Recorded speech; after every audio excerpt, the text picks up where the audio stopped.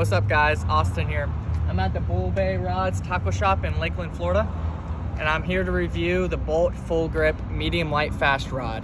I was sent this to use in my videos and give my opinion on, and so far, this has been my favorite rod I've ever used.